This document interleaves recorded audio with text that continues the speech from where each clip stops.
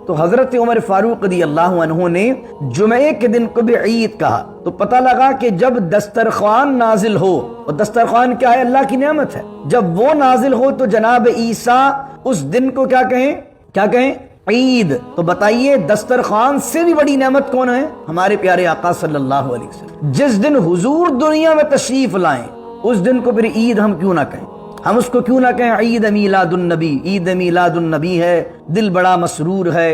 عید دیوانوں کی تو 12 ربیع النور ہے، یہ وہ عید ہے، یہ وہ دن ہے کہ حضور آئے دنیا میں تو وہ 2 عیدیں ملی ہیں۔ رحمان ملا ان کے صدقے، قرآن ملا ان کے صدقے۔ وہ کیا ہے جو ہم نے پایا نہیں؟ رسول اللہ کی مہربانی ہے صلی اللہ علیہ وسلم۔ حضور آئے ہیں تو شریعت آئی ہے نا۔ 12 ربیع الاول کو رسول اللہ پیدا ہوئے تو رمضان ملا ہے، حضور پیدا ہوئے تو قرآن ملا ہے، حضور پیدا ہوئے تو عیدیں ملی ہیں۔ تو پتہ چلا وہ 2 عیدیں بھی اس عید کی وجہ سے ہے۔ حضور نہ ہوتے تو کچھ نہ ہوتا۔ اعلیٰ حضرت نے فرمایا وہ جو نہ تھے تو کچھ نہ تھا، وہ جو نہ ہو تو کچھ نہ ہو، جان ہے وہ جہان کی، جان ہے تو جہان ہے۔ تو پتہ چلا عید میلاد النبی کو عید کہنا بالکل جائز ہے۔ کوئی پوچھے کہاں لکھا ہے تو قرآن کی یہ دلیل دے دیں، آیت نمبر سورہ مائدہ کی 112 112 ہے، جب عیسیٰ علیہ السلام صرف دسترخوان کی نعمت نازل ہونے کو عید کہہ رہے ہیں تو ہم رسول اللہ کے آنے کو عید کیسے نہ کہیں؟ بسم اللہ الرحمن الرحیم، رب اشرح لی صدری ویسر لی امری واحلل عقدۃ من لسانی یفقہوا قولی، اللہم صلی علی سیدنا و مولانا محمد معدن الجود والکرم وآلہ وصحبہ وبارک وسلم۔ اذ قال الحواریون یا عیسی ابن مریم هل يستطيع ربك ان ينزل علينا مائدة من السماء قال اتقوا الله ان كنتم مؤمنين صدق اللہ مولانا العظیم۔ 7ویں سپارے کے 5ویں رکوع کے اندر ہم گفتگو کر رہے ہیں اور سورہ مائدہ کی آیت نمبر ہے 112۔ اللہ فرماتا ہے اور جب حواریوں نے کہا، میں نے کل بیان کیا تھا کہ عیسیٰ علیہ السلام کے جو صحابہ ہیں، ان کے جو انصار تھے، ان کو کہا جاتا تھا حواری۔ اور جب عیسیٰ علیہ السلام کے حواریوں نے کہا، کیا کہا؟ یا عیسی ابن مریم، اے عیسیٰ مریم کے بیٹے، هل يستطيع ربک، اب ترجمہ تو اس کا یہ ہوگا کہ کیا آپ کا رب یہ طاقت رکھتا ہے؟ کیا آپ کا رب یہ کر سکتا ہے؟ کیا آپ کا رب یہ قدرت رکھتا ہے؟ لیکن چونکہ یہ ایمان والے حواری کہہ رہے ہیں تو یقیناً انہیں اللہ کی قدرت میں تو کوئی شک نہیں ہے۔ ترجمہ یہ کریں گے هل يستطيع ربک، کیا آپ کا رب ایسا کرے گا؟ کیا کرے گا؟ ان ينزل علینا، کہ ہم پر وہ نازل کر دے، مائدۃ من السماء، آسمان سے دسترخوان، جس کو سورہ مائدہ کہا جاتا ہے۔ کیوں کہا جاتا ہے؟ پوری سورت کے اندر آپ نے اس وقت تک 11 آیتیں یعنی کہ 111 آیتیں تلاوت کر لی ہیں۔ اس کو سورہ مائدہ اس لیے کہتے ہیں اس آیت کی وجہ سے۔ مائدہ کا مطلب ہوتا ہے دسترخوان۔ تو چونکہ عیسائیوں میں حواریوں نے حضرت عیسیٰ سے ڈیمانڈ کی کہ اللہ ہمیں آسمان سے دسترخوان ہم پر نازل کر دے، تو چونکہ مائدہ کا ذکر آیا اس لیے اس پوری سورت کو اس واقعے کی وجہ سے سورہ مائدہ کہا جاتا ہے۔ کہ ان ينزل علینا مائدۃ من السماء، کہ اللہ ہم پر نازل کر دے آسمان سے دسترخوان۔ قال اتقوا اللہ ان کنتم مؤمنین، حضرت عیسیٰ علیہ السلام نے فرمایا اللہ سے ڈرو اگر تم مومن ہو۔ یہ کون سی ڈیمانڈ وغیرہ کر رہے ہو؟ آسمان سے کھانا نازل ہو جائے، آسمان سے دسترخوان آ جائے، اللہ کو مانو، بس بن دیکھے مانو، غیب پر ایمان لاؤ، یہ ڈیمانڈ والے معاملات نہ کرو اگر تم مومن ہو۔ تو اب وہ جواب دینے لگے کہ ہم کیوں یہ بات کر رہے ہیں؟ ایسا نہیں کہ ہمیں رب کی قدرت میں شک ہے۔ وہ کہنے لگے قالوا نرید، وہ کہنے لگے ہم چاہتے ہیں ان نأکل منہا، ہم اس دسترخوان جو آسمان سے نازل ہوگا اس دسترخوان میں سے کھائیں۔ وتطمئن قلوبنا، اور جب آسمان سے دسترخوان نازل ہوتے ہوئے ہم دیکھیں گے، جنت سے نعمتیں آئیں گی وہ کھائیں گے، تو اس سے ہوگا کیا؟ وتطمئن قلوبنا، ہمارے دل کو اطمینان حاصل ہو جائے گا، خدا کی قدرت پر ایمان اور مضبوط ہو جائے گا۔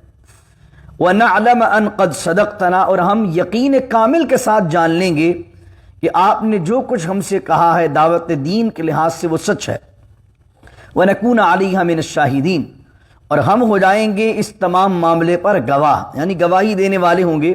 ایک ہوتا ہے بن دیکھے گواہی دینا، جب آسمان سے دسترخوان آئے گا، جنت کی نعمت کھائیں گے، تو ہمارے لیے تو یہ گواہی دینے کے لیے ایمان کے حوالے سے بڑی مضبوطی آ جائے گی۔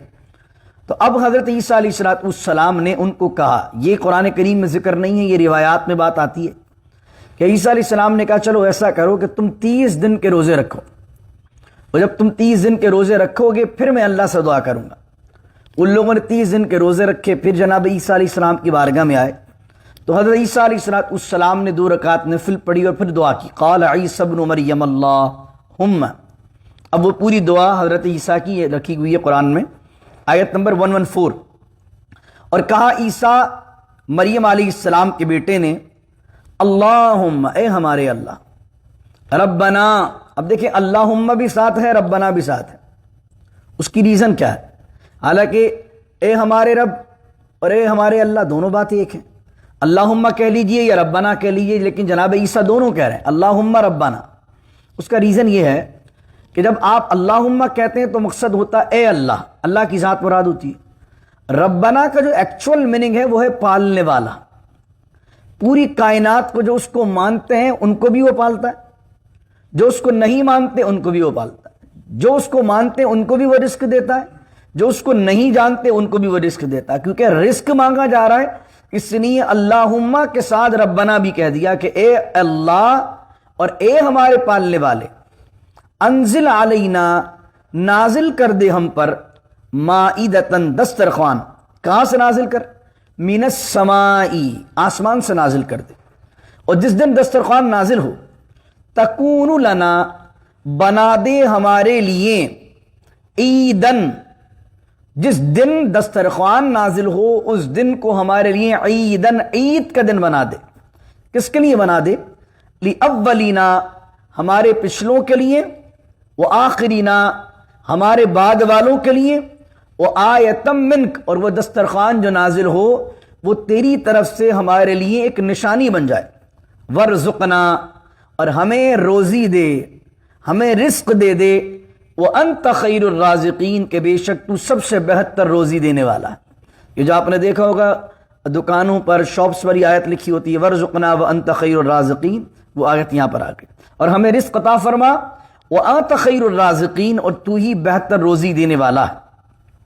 یہاں پر آپ یہ دیکھیے اس آیت میں دسترخوان مانگا، اور دسترخوان جس دن نازل ہو، دسترخوان کیا ہے؟ اللہ کی نعمت، کھانا کیا ہے؟ اللہ کی نعمت، اور جس دن دسترخوان نازل ہو رہا ہے اس دن کو جناب عیسیٰ کیا کہہ رہے ہیں؟ تکون لنا عیدن، ہمارے لیے بنا دے اس دن کو عید۔ اب ایک مسئلہ آپ کو سمجھاؤں گا اس آیت سے، ہم جب ربیع الاول کو کہتے ہیں عید میلاد النبی، عید میلاد، تو کچھ لوگ اعتراض کرتے ہیں کہ یار اسلام میں آپ نے ایک تیسری عید نکال دی ہے، عیدیں تو صرف 2 ہی ہوتی ہیں، عید الفطر ہوتی ہے یا عید الاضحیٰ ہوتی ہے، کچھ لوگ اس کو 12 وفات کہتے ہیں۔ عید میلاد النبی کہاں سے آ گئی، یا عید کہاں سے کانسیپٹ آ گیا، اور عید کہنا جائز نہیں ہے؟ ہم کہتے ہیں ایک تو عید ہوتی ہے شرعی، اور ایک ہوتی ہے عید لغوی۔ شرعی عید تو وہ جس میں 2 رکعت پڑھی جاتی ہیں، نماز پڑھی جاتی ہے، جیسے عید الفطر میں پڑھی جاتی ہے، عید الاضحیٰ میں پڑھی جاتی ہے۔ لغوی طور پر عید کس کو کہتے ہیں؟ وہ دن جو بار بار لوٹ کر آتا ہے اور اس میں خوشی منائی جاتی ہے، وہ بھی عید کہلاتا ہے۔ جیسے جمعہ کا دن ہے، ہر ویک میں دوبارہ لوٹ کر آتا ہے، کیونکہ عید بنا کس سے؟ عید بنا ہے عربی میں عاد یعود سے، عید بنا ہے۔ عاد یعود کا مطلب ہوتا ہے ریپیٹ ہونے والی چیز۔ جو عید کو عید اس لیے کہتے ہیں کہ وہ ہر سال وہ ایونٹ، وہ اوکیزن جو ہے وہ ریپیٹ ہو کر آتا ہے، اس لیے اس کو عید کہتے ہیں۔ تو ہر خوشی کے دن کو، جس دن خدا کی نعمت ملے، اس کو عید کا دن کہتے ہیں۔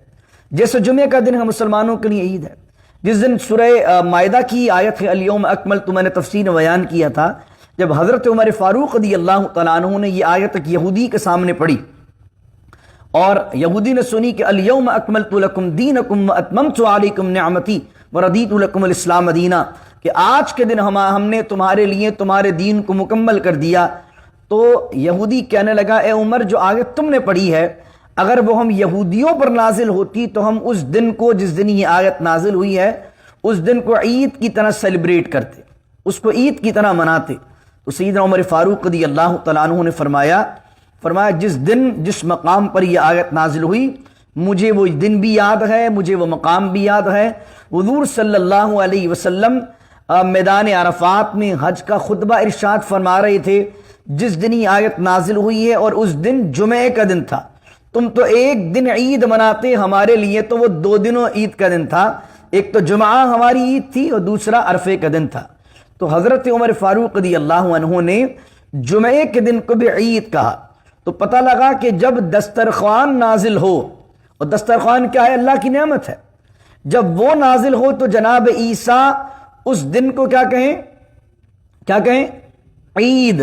تو بتائیے دسترخوان سے بھی بڑی نعمت کون ہے؟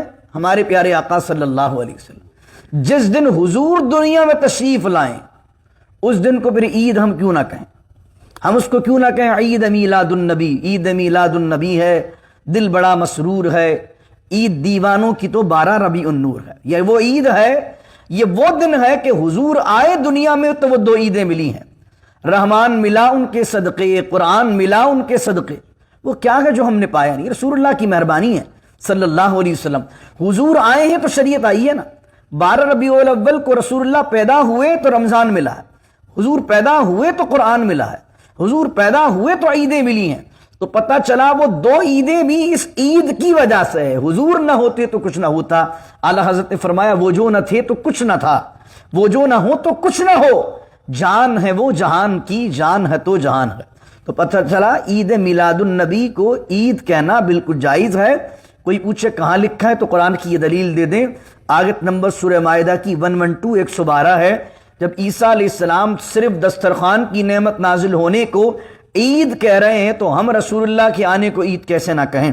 اللہ اکبر۔ پھر آگے چلیے، اللہ نے کہا قال اللہ انی منزلها علیکم، اللہ نے کہا میں تم پر اس دسترخوان کو نازل کر دوں گا۔ فمن یکفر بعد منکم، لیکن اگر دسترخوان نازل ہونے کے بعد بھی کسی نے کفر کیا تو فإنی اعذبہ عذابا لا اعذبہ احدا من العالمین، تو میں تمہیں عذاب دوں گا اور ایسا عذاب دوں گا کہ میں نے کائنات میں سارے عالم میں ایسا سخت عذاب کسی کو نہیں دیا ہوگا۔ کیونکہ دیکھیں اگر اللہ کوئی معجزہ آدمی کو نہیں دکھاتا تو اس وقت مہلت دیتا ہے، اور جب کوئی دلیل واضح طور پر دکھا دیتا ہے تو پھر مہلت نہیں دیتا۔ تو اللہ نے کہا ایک تو یہ کہ آسمان سے دسترخوان نہیں آ رہا ہے، اب یہ کہ تم آسمان سے دسترخوان نازل ہوتے ہوئے بھی دیکھو، جنت کی نعمتیں بھی کھانا شروع کر دو، اور اس کے بعد کفر کرو گے تو اب تم نے واضح طور پر دلیل دیکھ لی ہے تو اب تمہیں پھر عذاب مل کر رہے گا۔ اب وہ دسترخوان نازل ہوا کہ نہیں ہوا، اس حوالے سے آپ جب روایات کا مطالعہ کرتے ہیں تو نبی کریم صلی اللہ علیہ وسلم سے کوئی صحیح سند کے ساتھ کوئی روایت یہ ثابت نہیں ہے کہ حضور نے یہ بیان کیا ہو کہ دسترخوان نازل ہوا۔ روایات میں جتنی کتابوں میں بات ملتی ہے وہ عبداللہ بن عباس کی روایت ہے، حضرت وہب بن منبہ جو پہلے یہودی تھے بعد میں اسلام لائے ان کی روایت ہے، اور جو صحابہ کرام پہلے یہودی تھے بعد میں وہ اسلام لائے اور صحابی بن گئے، انہوں نے جو بیان کیا جو حدیث میں بھی نہیں تھا اور جو قرآن میں بھی نہیں تھا، ان روایات کو کہتے ہیں اسرائیلیات۔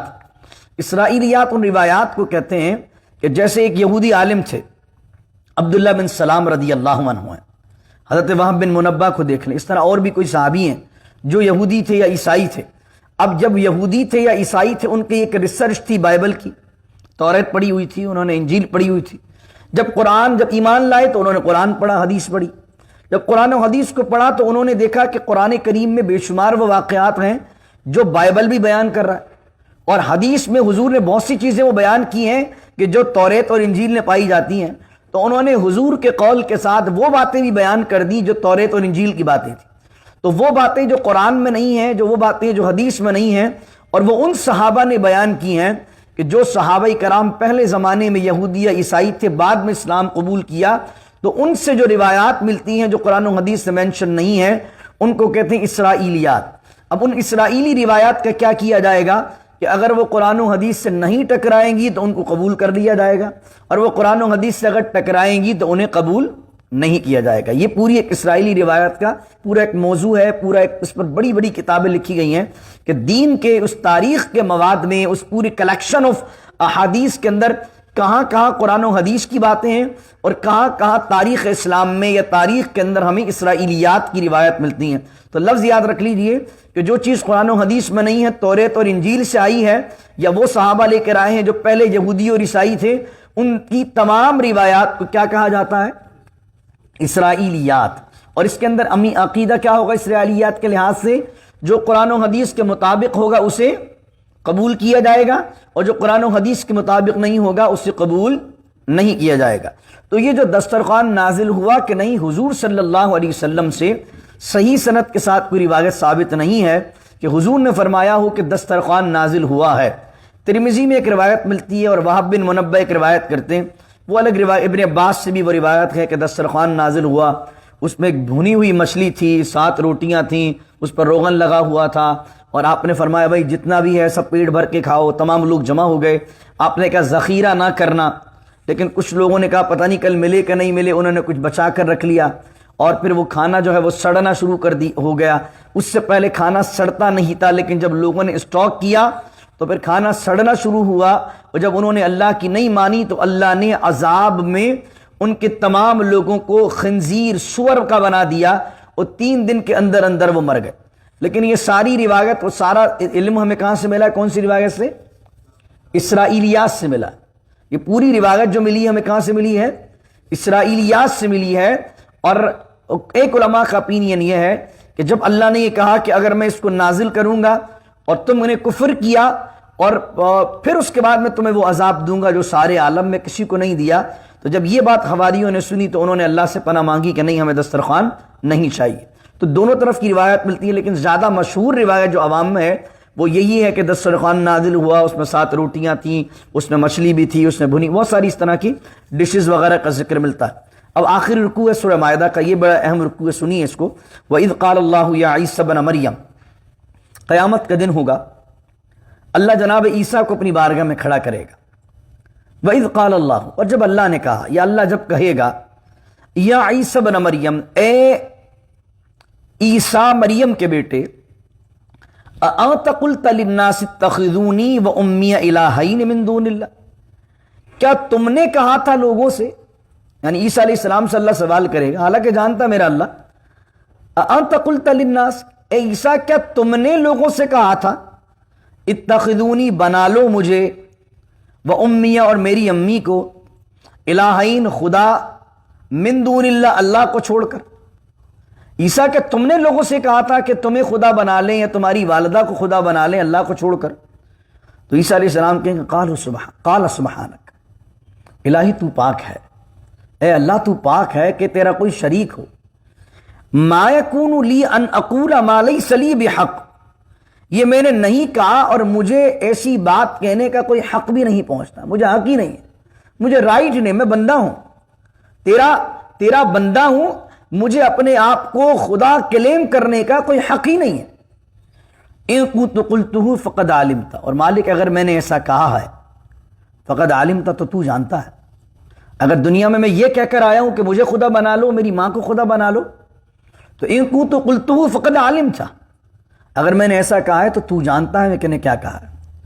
تعلم ما فی نفسی ولا اعلم ما فی نفسک، اور تو جانتا ہے جو میرے نفس میں ہے، جو میرے دل میں ہے، جو میں کر کے آیا ہوں، ولا اعلم ما فی نفسک، اور میں نہیں جانتا جو تیرے نفس میں ہے۔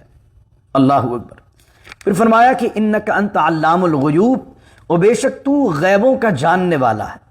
اب یہاں پر یہ دیکھ لیجئے، ابھی بھی بہت سارے عیسائی جو ہیں وہ حضرت مریم کو خدا نہیں مانتے، لیکن قرآن کیا کہہ رہا ہے کہ حضرت مریم علیہ السلام کو بھی خدا مانتے ہیں۔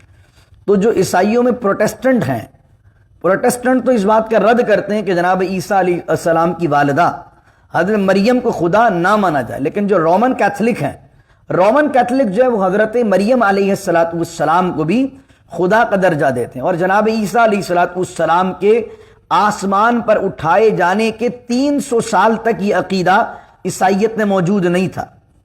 اس کے بعد 300 سال بعد آپ دیکھتے ہیں کہ 300 سال بعد ان کے ہی لوگوں نے، ایک فرقے نے، اس کو نستوریس بھی کہا جاتا ہے، ان لوگوں نے حضرت مریم علیہ السلام کو بھی خدا کا درجہ دے دیا۔ اور آپ دیکھتے ہیں کہ پھر جو حضور صلی اللہ علیہ وسلم کے زمانے میں بادشاہ قیصر تھا، اس کا جو جھنڈا تھا، اس جھنڈے پر بھی جناب مریم علیہ السلام کی تصویریں بنی ہوئی تھی۔ تو جو کیتھولک کے چرچ ہیں، پروٹیسٹنٹ کے نہیں، جو کیتھولک کے چرچ ہیں، آپ جب دیکھیں گے رومن کیتھولک کے چرچز ہیں، ان کے اندر آپ کو جناب مریم کی تصویریں بھی ملیں گی، اور اس کے اندر وہ ان کی جو ہے وہ ورشپ وغیرہ یا اس طرح کے دعائیہ کلمات وہ کہہ رہے ہوتے ہیں۔ لیکن پروٹیسٹنٹ کا جو چرچ ہوگا وہ کیونکہ اس بات کو رد کرتے ہیں کہ مریم علیہ السلام جو ہے وہ خدا نہیں ہے۔ تو اکثر عیسائی کیا کہتے ہیں؟ خدا تین ہیں، ایک فادر ہے یعنی معاذ اللہ اللہ ہے، دوسرا کون ہے؟ سن ہے، اور تیسرا کیا؟ ہولی اسپرٹ یعنی روح القدس ہے۔ اور کچھ عیسائیوں کا عقیدہ کیا ہے کہ خدا تین ہے، اللہ ہے یعنی فادر ہے، سن ہے، اور مدر ہے، مادر خدا، جو جناب مریم علیہ السلام کے بارے میں کہا۔ اب جناب عیسیٰ کہیں گے ما قلت لہم، میں نے سوائے اس کے کچھ نہیں کہا، الا ما امرتنی بھی، جس کا تو نے مجھے حکم دیا ہے۔ تو نے مجھے حکم کیا دیا تھا؟ میں نے کیا کہا؟ میں نے دنیا میں تو صرف یہی کہا ان اعبدوا اللہ ربی و ربکم، عبادت کرو اس اللہ کی جو میرا بھی رب ہے اور تمہارا بھی رب ہے۔ میں تو صرف توحید کی دعوت دے کے آیا ہوں۔ یہ جو آج عیسائی عقیدہ رکھتے ہیں نا خدا تین ہیں، حضرت عیسیٰ بھی جو ہے وہ سن آف گاڈ ہیں، تو عیسیٰ قیامت کے دن گواہی دیں گے مالک میں تو ان کو توحید کی دعوت دے کے آیا، میں نے کبھی ان کو نہیں کہا کہ I am a son of God, میں نے کبھی ان کو نہیں کہا کہ میں خدا ہوں یا میری والدہ خدا ہیں، میں تو یہ کہہ کے آیا ہوں ان اعبدوا اللہ ربی و ربکم، عبادت کرو اس اللہ کی جو میرا بھی رب ہے تمہارا بھی رب ہے۔ وَكُنتُ عَلَيْهِمْ شَهِيدًا مَا دُمْتُ فِيهِمْ، اور میں جب تک ان میں رہا تو میں ان پر گواہ اور نگہبان رہا، ان کا نگران رہا، ان پر ذمہ دار رہا۔ فَلَمَّا تَوَفَّيْتَنِي، اب یہ جملہ سنیے گا، پھر میں آپ کو عقیدہ بتاتا ہوں قادیانیوں کا، سر سید احمد خان کا اور غلام احمد پرویز کا اور جاوید احمد غامدی کا۔ اس آیت کو پیش وہ کس لحاظ سے کرتے ہیں تاکہ آپ کو پتہ ہو، کیونکہ وہ بھی آیت ہی کوٹ کر رہے ہوتے ہیں، تو آیت کا ہم کیا مفہوم لیتے ہیں اور وہ آیت کا مفہوم کیا لیتے ہیں۔ کہا وَكُنْتُ عَلَيْهِمْ شَهِيدًا مَا دُمْتُ فِيهِمْ، اور جب تک میں ان میں رہا تو میں ان پر نگہبان رہا، گواہ رہا، ذمہ دار رہا۔ فَلَمَّا تَوَفَّيْتَنِي، یہ جو جملہ ہے نا توفیتنی، یہ اہم جملہ، اور جب تو نے مجھے اٹھا لیا دنیا سے، كُنْتَ أَنْتَ الرَّقِيبَ عَلَيْهِمْ، تو میرے اٹھائے جانے کے بعد تو مالک تو جانتا ہے کہ انہوں نے دنیا میں کہا انت الرقیب، رقیب کہتے ہیں نگہبان کو، ذمہ دار کو، جب تک تو نے مجھے آفیسر بنا کر، رسول بنا کر ان میں رکھا، اس وقت تک تو نے میری ذمہ داری دی۔ جب مجھے دنیا سے اٹھا لیا گیا، میرے پیچھے ہی کیا کرتے رہے، تین خدا بنا لیے، دو خدا بنا لیے، مجھے خدا کا بیٹا کہنا شروع کر دیا، تو وَكُنْتَ أَنْتَ الرَّقِيبَ عَلَيْهِمْ، تو میرے بعد تو ان پر نگہبان ہے، تو ہی ان کا ذمہ دار ہے، وَأَنْتَ عَلَى كُلِّ شَيْءٍ شَهِيدٌ، اور تو ہی ہر چیز کا گواہ ہے۔ اب یہاں پر جو قادیانی گروپ ہے، قادیانی کہتے ہیں دیکھو اس کے اندر جو آیت میں لفظ ہے نا فَلَمَّا تَوَفَّيْتَنِي، توفیتنی کا معنی ہوتا ہے وفات۔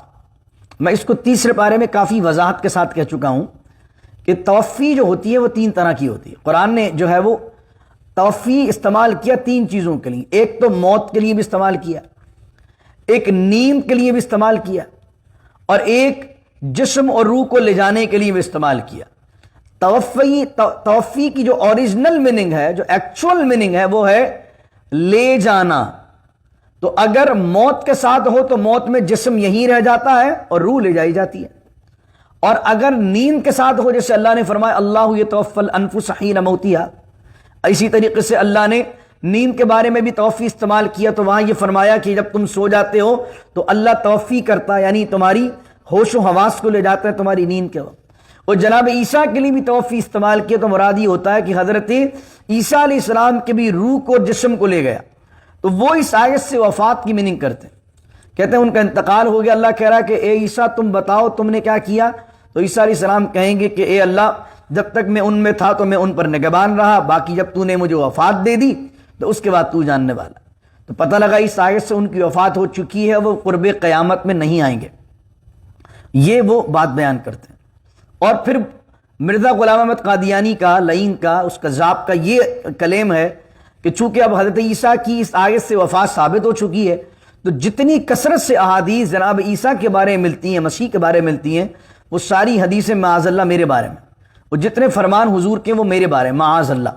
سر سید احمد خان کا تو معاملہ ہی سارا کا سارا الٹا میں عرض کر چکا ہوں آپ کو کہ اللہ نے بار بار یہاں کہا یا عیسیٰ ابن مریم، یا عیسیٰ ابن مریم، یا عیسیٰ ابن مریم، اے عیسیٰ کس کے بیٹے؟ مریم کے بیٹے۔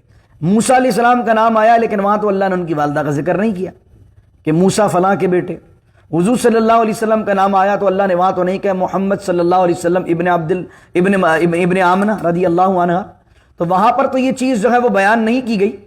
ابن عبداللہ کہہ کر، کشف اس کو سیٹ کر دیجیے گا، ابن عبداللہ کہہ کر، میں نے آپ کو عرض کیا تھا سر سید احمد خان نے تو یہ تک لکھ دیا کہ حضرت عیسیٰ علیہ السلام جو ہیں وہ بن باپ کے پیدا نہیں ہوئے ہیں، بلکہ ان کے والد کا جو نام تھا وہ نام تھا یوسف نجار، اور یوسف نجار کے بیٹے تھے۔ تو اگر وہ یوسف نجار کے بیٹے تھے جناب عیسیٰ علیہ السلام، تو اللہ بار بار پھر عیسیٰ ابن مریم کیوں کہہ رہا ہے؟ اللہ تو یہ کہتا ہے یا عیسیٰ ابن یوسف بن نجار۔ تو پھر اس سر سید خان نے یہاں پر یہ بھی لکھا کہ وہ قرب قیامت میں نہیں آئیں گے۔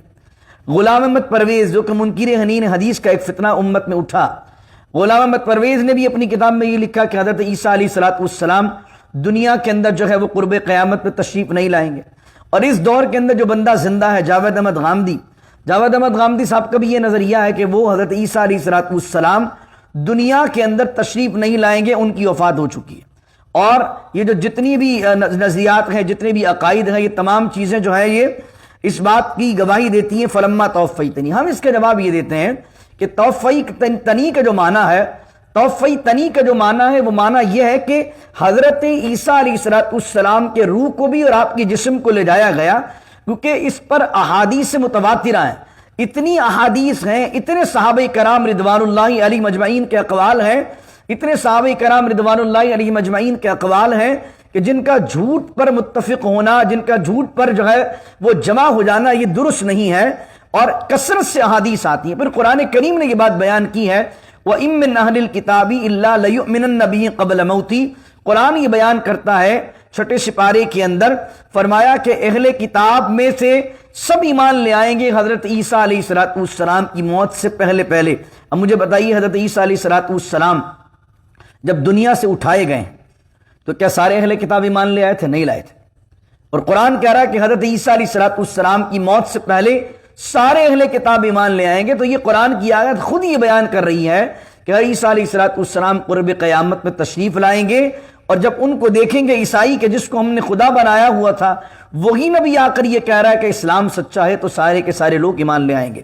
تو اور بھی درجنوں دلائل ہیں، اس پر میں کافی تفصیل سے تیسرے پارے میں بات کر چکا ہوں، لیکن یہاں یہ آیت آئی ہے، اور یہ آیت جو ہے یہ سر سید احمد خان بھی، غلام احمد پرویز بھی، جاوید احمد غامدی بھی، اس کے علاوہ قادیانی لوگ بھی اپنے پرسپیکٹو کے اندر اس آیت کو بیان کرتے۔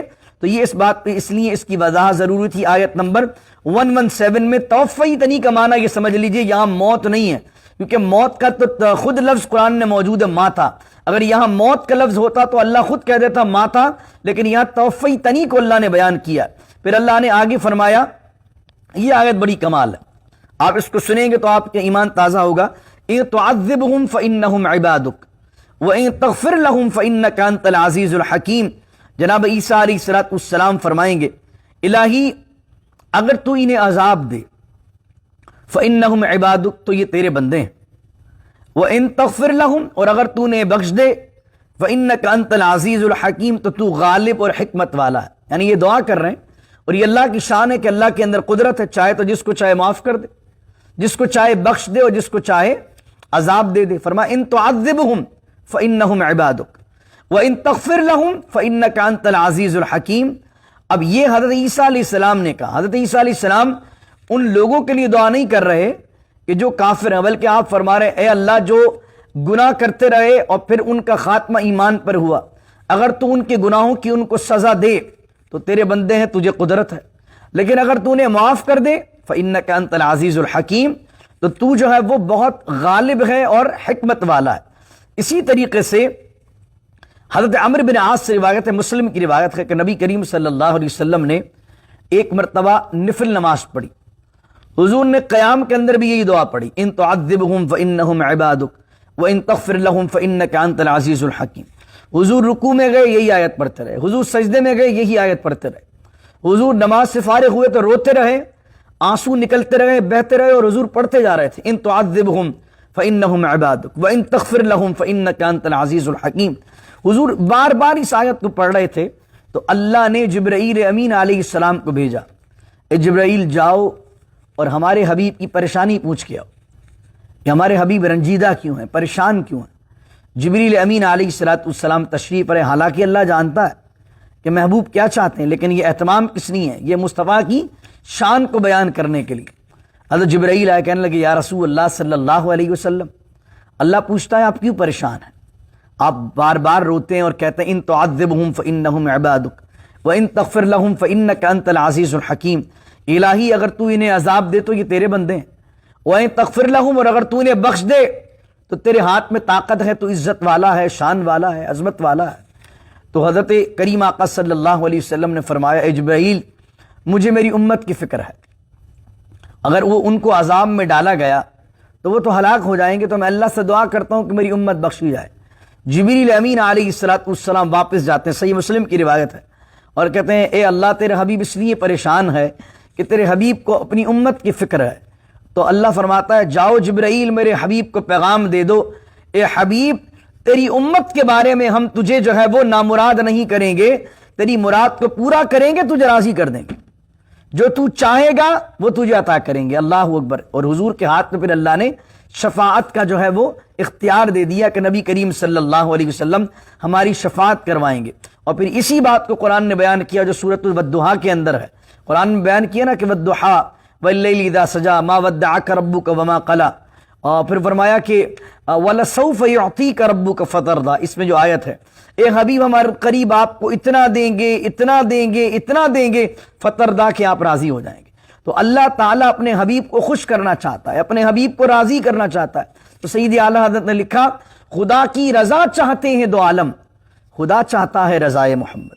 اے حبیب تجھے نامراد نہیں کریں گے، اگر تو امت کی فکر کرتا ہے تیری امت کے بارے میں تجھے راضی کر دیں گے۔ تو یہ وہ اہم آیت ہے کہ جس کو حضور بار بار پڑھتے رہے اور امت کے لیے روتے رہے، ان تعذبہم فانہم عبادک، الہی اگر تو انہیں عذاب دے تو تیرے بندے، ہمیں تو کوئی اختیار ہی نہیں۔ یہ شان دیکھے رب کی، ان تعذبہم، بندے کون ہیں ہم، کس کے بندے؟ اللہ کے بندے۔ اللہ اگر سب کو جہنم میں ڈال دے، کوئی اللہ کو ہے کلیم کرنے والا؟ کوئی اللہ کو ہے پوچھنے والا کہ اللہ تو نے ان سب کو جہنم میں کیوں ڈالا ہے؟ کوئی پوچھنے والا نہیں، کیونکہ مالک وہ ہے، قدرت اس کی، بادشاہ وہ ہے، کوئی اس سے سوال کرنے والا نہیں۔ تو حضور نے وہی اللہ کی شان بیان کی، ان تعذبہم فانہم عبادک، الہی اگر تو انہیں عذاب دے تو یہ تیرے بندے۔ اس لیے محشر کے دن بھی ہمارا عقیدہ کیا ہے؟ محشر کے دن ہمارا یہ عقیدہ نہیں ہے کہ اللہ کسی کو عذاب دینا چاہے گا اور حضور چھڑوا لیں گے۔ حضور شفاعت اس کی کریں گے جس کو اللہ بخشنا چاہے گا۔ یہ جو کچھ نعت خواہ ہمارے اس طرح کی شاعری میں نعت پڑھتے ہیں، جن نعتوں میں یہ لگ رہا ہوتا ہے کہ اللہ چاہ رہا ہوگا جہنم میں پھینکنا اور حضور اللہ سے لڑ رہے ہوں گے، نہیں میں تو لے کے جاؤں گا جنت میں۔ یہ کانسیپٹ صحیح نہیں ہے، اسلامی کانسیپٹ نہیں ہے، یہ مبالغہ ہے دین میں۔ یہ حضور صلی اللہ علیہ وسلم یا کسی کی کیا مطلب یہ کہ اللہ کی بارگاہ کے اندر کوئی اللہ سے جھگڑا کرے؟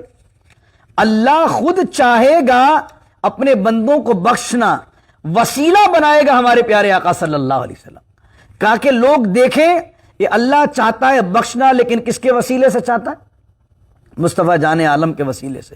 کچھ اس طرح کے اشعار ہیں، پنجابی میں کلام ایک شاعر بندے نے سامنے ہمارے پڑھا، اس میں اس نے کہا کہ اللہ چاہ رہا بھیجنا اور حضور چاہ رہے ہیں جنت میں لے جانا۔ اب اللہ چاہ رہا جہنم میں بھیجنا، حضور چاہ رہے ہیں جنت میں لے جانا۔ اب معاذ اللہ میں اور حضور میں جھگڑا چل رہا ہے، استغفر اللہ العظیم۔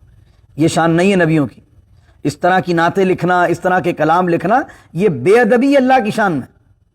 اللہ کی شان میں تو حضور کیا کہیں گے؟ یہ کہیں گے ان تعذبہم فانہم عبادک، الہی اگر تو انہیں عذاب دے تو یہ تیرے بندے ہیں، وَإِن تَغْفِرْ لَهُمْ فَإِنَّكَ أَنْتَ الْعَزِيزُ الْحَكِيمُ، اور اگر تو انہیں بخش دے فَإِنَّكَ أَنْتَ الْعَزِيزُ الْحَكِيمُ، تو عزت والا ہے، غالب حکمت والا ہے۔ تو کہنے کا مقصد ہے کہ پوری قیامت کے اندر جو شفاعت کا اختیار دیا گیا ہے، اللہ نے پہلے ہی مقرر کر دیا ہے ان بندوں کو کہ جن کی شفاعت سے، نبی کریم علیہ السلام کی شفاعت سے وہ لوگ جنت میں جائیں گے۔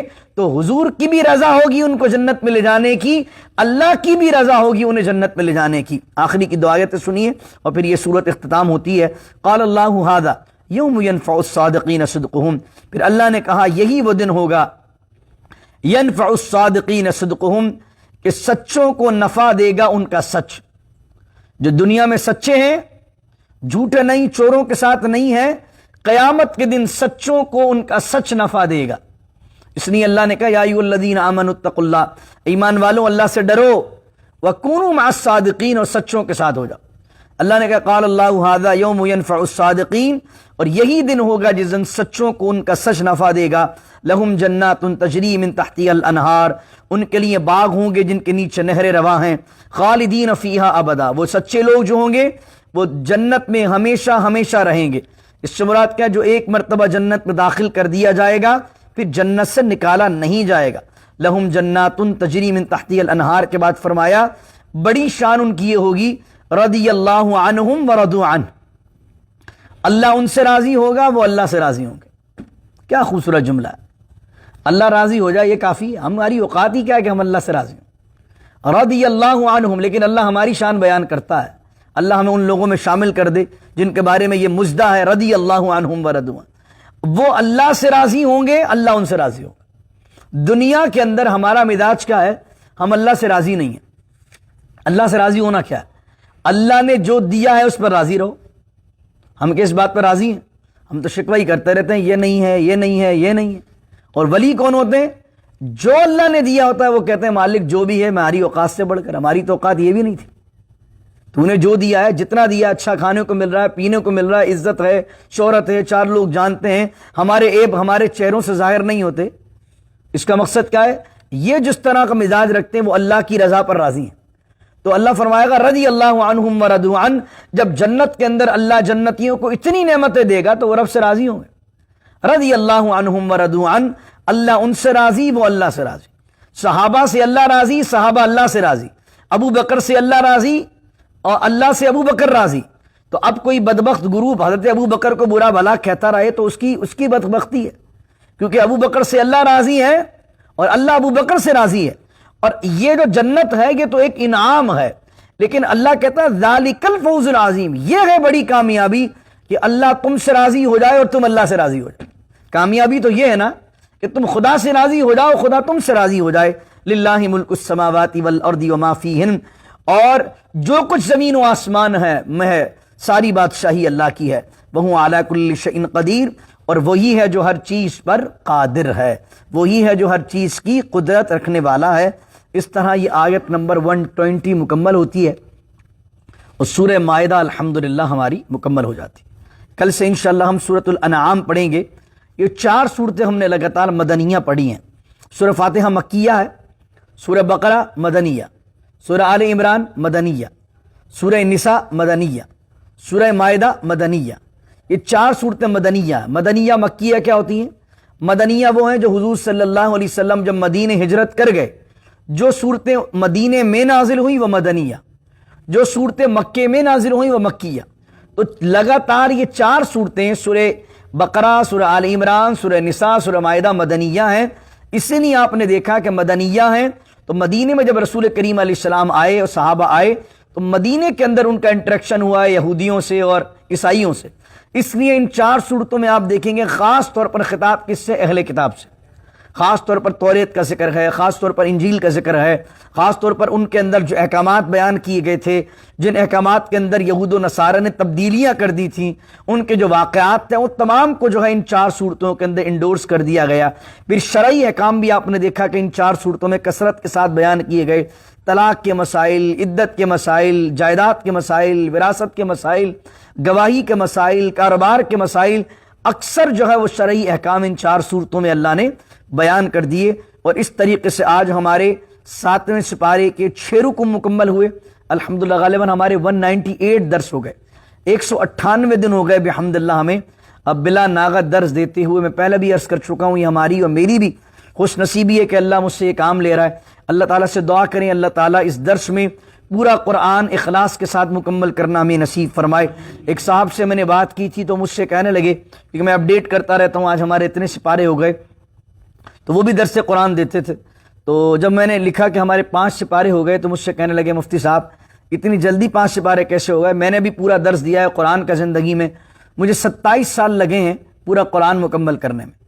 الف لام میم سے شروع کیا تھا، ناس تک پڑھا ہے، 27 سال نے مکمل کیا. تو میں نے کہا آپ کیسے دیتے تھے؟ انہوں نے کہا ہم دیتے تھے ہفتہ وار. میں نے کہا ہم ہفتہ وار نہیں کہ دیتے، ہم دیتے ہیں بلا ناغہ. اللہ کا فضل ہے، اور بلا ناغہ بھی 25 منٹ آدھا گھنٹہ ہم درس دیتے ہیں. تو اس وجہ سے اللہ کا فضل ہے کہ اللہ نے موقع دیا تو بلا ناغہ دیتے ہوئے ہمارا جلدی کور ہو رہا. تو آپ ایک سوچئے کہ 27 سال میں ایک مکمل ہو اور آپ کا 2-3 سال کے اندر مکمل ہو جائے گا. دیکھیں نا الحمدللہ 198 دن بنا لیں تو 6 مہینے 180 دن ہوتے ہیں 6 مہینے کے اندر، اور 180 دن کے بعد ہمارا یہ 7واں مہینہ چل رہا ہے اور ابھی 7 مہینے ہمارے کمپلیٹ بھی نہیں ہو پائے ہیں. الحمدللہ ہمارے 6.25 سپارے ہو چکے ہیں. اللہ کا فضل ہے. اللہ نے موقع دیا, ہمت دی, طاقت دی, اللہ للہیت بھی عطا کرے تو انشاءاللہ عز و جل ہم ناس تک اس قرآن کو مکمل کر پائیں گے. تو کوشش کیجئے کہ آپ فجر کے درس میں تشریف لائیں, آدھا گھنٹہ نکالیں, یہ سمجھ لیں ایک کلاس کی طرح قرآن کو سمجھنے کی کوشش کریں. یہ آپ کی خوش نصیبی ہے اور میری بھی خوش نصیبی ہے کہ اللہ نے مجھے موقع دیا. آپ کی خوش نصیبی ہے کہ آپ کے علاقے کی مسجد میں قرآن کی کلاس ہو رہی ہے. کوشش کریں اگر آپ کے پاس فراغت ہوتی ہے, صبح آدھا گھنٹہ ہوتا ہے تو فجر کی نماز یہیں پڑھیے اور یہ کلاس لے کے جائیے. یہ صرف تقریر نہیں ہو رہی, آپ کو قرآن سمجھایا جا رہا ہے, یہ قرآن کلاس ہے آپ کی. اگر نہ سن پائیں, نہ آ پائیں, دور رہتے ہیں تو یہ جو لائیو چل رہا ہے ہمارا الحمدللہ روزانہ 200-250 لوگ دیکھتے ہیں, اکثر لوگ سوالات بھی کرتے ہیں. تو ہمارا جو گروپ ہے واٹس ایپ کا آسک مفتی حسن رضا, اس کے اندر ہم شرعی سوالوں جواب دیتے ہیں, شرعی سوالات کے اس کے جوابات بھی دیتے ہیں. وہاں بھی اس کے لنک ہمارے احباب پوسٹ کرتے ہیں. تو بہت سے لوگ وہ ہیں جو دور رہتے ہیں, پاکستان میں رہتے ہیں, انڈیا میں رہتے ہیں یا نہیں رہتے, تو وہ روزانہ کے روزانہ بحمداللہ تعالیٰ اس کو جوائن کرتے ہیں. کچھ لوگ ایسے لوگ ہیں جن کو میں نہیں جانتا ہوں, جیسے کراچی کے صاحب ہیں, انہوں نے مجھے میسج کیا کہ ان کی 63 سال کی عمر ہے, آفتاب ان کا نام ہے, غالباً وہ سن بھی رہے ہوں گے تو آج خوش ہو جائیں گے. وہ بزرگ آدمی ہیں, میں نہیں جانتا انہیں, نہ انہیں دیکھا ہے میں نے. اکثر وہ مجھے فون کر کے کہتے ہیں کہ ہمارا یہ معمول ہے, ہم روزانہ پوری فیملی بیٹھتے ہیں اور آپ کا درس سنتے ہیں, اور آج 6.25 سپارے ہو گئے, الف لام میم سے ہم نے ایک بھی درس مس نہیں کیا الحمدللہ. ایک صاحب ہیں جو یہیں پہ پلانوں میں رہتے ہیں, انہوں نے کہا میرا معمول یہ ہے کہ میں صبح ناشتے میں اپنی بیگم کے ساتھ بیٹھتا ہوں تو ناشتہ بھی کرتا رہتا ہوں, اور آپ کا روزانہ یہ درس بھی ہم لگا دیتے ہیں, اور بحمداللہ تعالیٰ روزانہ آپ کے ساتھ ہم اس درس میں آپ کے ساتھ اس کو کنٹینیو کر رہے ہیں. کچھ لوگ ہیں کہتے ہیں ہم آفس جاتے ہیں تو پھر یہ ہم بچوں کو چھوڑنے جا رہے ہوتے ہیں تو اپنی گاڑی میں لگا دیتے ہیں. تو الحمدللہ ہم آپ کے ساتھ چل رہے ہیں کہ آج آپ کا یہ درس ہو گیا, آج آپ کے اتنے پارے مکمل ہو گئے. تو اس لیے کوشش کریں کہ جہاں سے بھی آپ نے جوائن کیا ہے اس کو کنٹینیو کریں اور ہمارے ساتھ آخری تک چلیں. اللہ تعالی ہمیں قرآن کی سمجھ عطا فرمائے, اور جو کچھ ہم نے بیان کر دیا اللہ رب العزت ہمیں اس پر عمل کرنے کی توفیق عطا فرمائے. بارک اللہ لی ولکم فی القرآن العظیم ونفعنی وإیاکم بالآیات والذکر الحکیم. بسم اللہ الرحمن. شاہ صاحب دعا فرمائیے. دعا الحمدللہ رب العالمین والصلاة والسلام علی سید الانبیاء والمرسلین جزا اللہ عنا سیدنا محمد صلی اللہ علیہ وسلم ما هو احد. یا اللہ یا رحمان یا رحیم. اللہم رب اجعلنی مقیم الصلاة ومن ذریتی ربنا وتقبل دعاء. اللهم ربنا اغفر لي ولوالدي وللمؤمنين يوم يقوم الحساب. آمين. اللهم ربنا آتنا في الدنيا حسنة وفي الآخرة حسنة وقنا عذاب النار وقنا عذاب الحشر وقنا عذاب القبر وقنا حساب الميزان. اللهم أعنا على ذكرك وشكرك وحسن عبادتك. اللهم إنك عفو كريم تحب العفو فاعف عني يا كريم. اللهم أجرنا من النار. اللهم أجرنا من النار.